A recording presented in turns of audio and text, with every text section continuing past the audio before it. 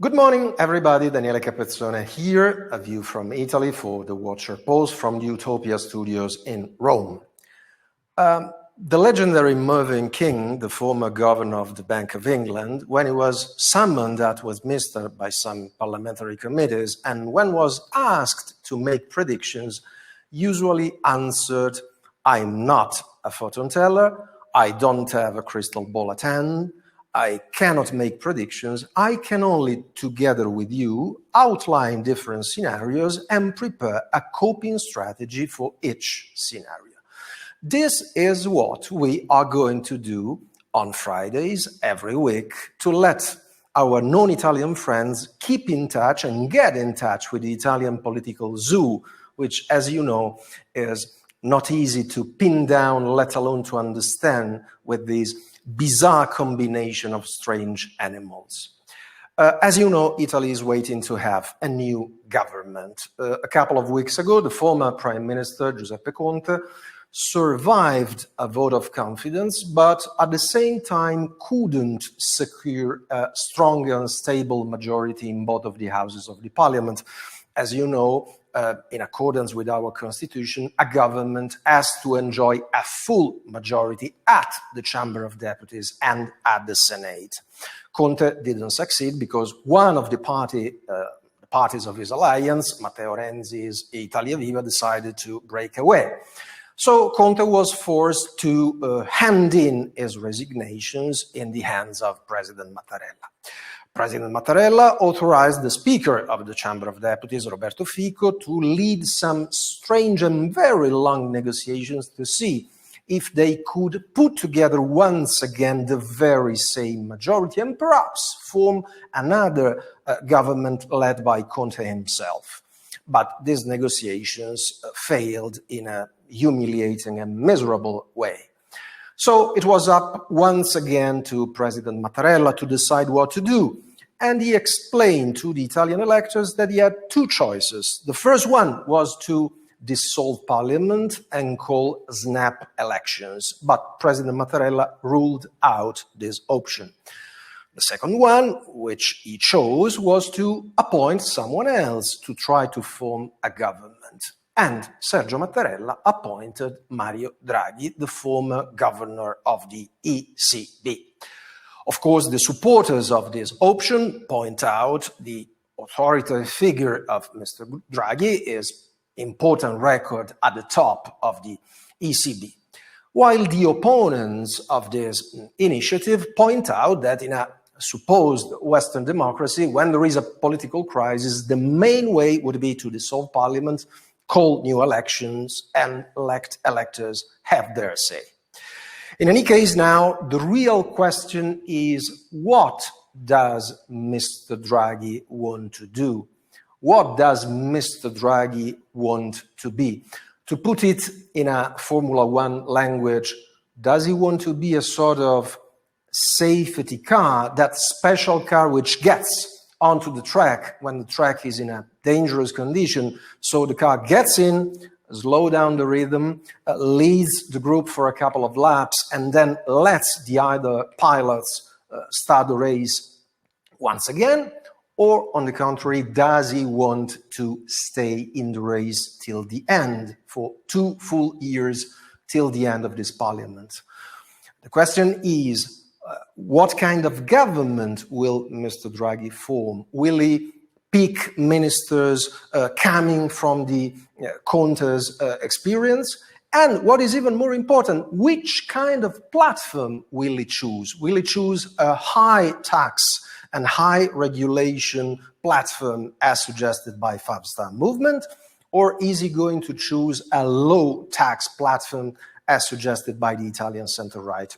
To put things in a clear way, we can say that Mario Draghi will enjoy a large majority. In the end, 5-star senators are likely to support him. Forza Italia is certain to support him. And perhaps also the Northern League, led by Matteo Salvini, is likely to support him. Keep in mind that to have a majority, you need the 92 senators of the 5-star movement and or many of the 143 senators of the Italian center-right. But you have to consider that Giorgia Meloni, the leader of Brothers of Italy, has decided not to support Draghi. So, being clear that he will enjoy a majority, the point is that Mr. Draghi will have to make clear the political profile and the platform and the theme of his government. As far as I'm concerned, there are 3 points on the carpet. The first 2 are 2 points the new government will have to cope with. The last one, if we might, is someone we strongly suggest the new government to keep at a distance from. The first point is the vaccination campaign. Due to several mistakes made at an EU level during the EU vaccine purchase program, and due to several mistakes and delay, and perhaps also the lack of a proper organization in Italy, the vaccination campaign has not really started. Keep in mind that the only country which are going fast in the vaccination process are non-EU countries. In Israel, almost 60% of the population have already been vaccinated. In the UK, 15%. This means that by the end of March, Israel will unlock their country. They will have a sort of COVID Liberation Day. In Britain, they will have their COVID Liberation Day by the end of April and May. This means that their economy will flourish once again. They will enjoy a V-shaped recovery. The second point is the economic crisis. It's not only a question of preparing and giving to Brussels a proper recovery plan. There is a problem connected with small businesses in Italy. Only in 2020, 500,000 businesses have shut down. It's painful to say, but in this 2021, we are likely to experience a tsunami of bankruptcies and job losses. That's why we think that the new government should put down in black and white appropriate protocols to let businesses, industries, shops be open once again. We can't afford another 12 or 11 or 10 months of lockdown. The last point is something we strongly suggest the new government to keep at a distance from. The old government, led by Giuseppe Conte, wanted to increase the proportional part of the electoral system. Of course, had they the proper numbers, they would have been perfectly in their right to do so. But it would have been, and it would be, a political mistake. It would increase political fragmentation in Italy. It will let several parties blackmail their own coalition. The so-called Second Republic may have had several mistakes and faults, but there was something good we have to maintain.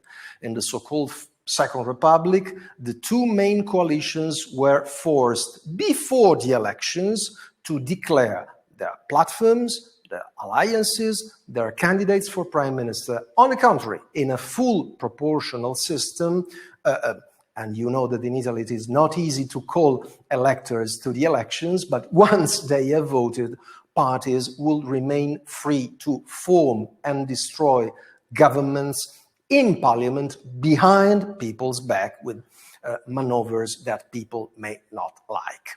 So that's it. We hope that the new government will keep at a distance from that. That's all for now. We will see what will happen. See you next Friday, 9:30, A View from Italy, the Watcher Note for the Watcher Post from the Utopia Studios in Rome. Thank you.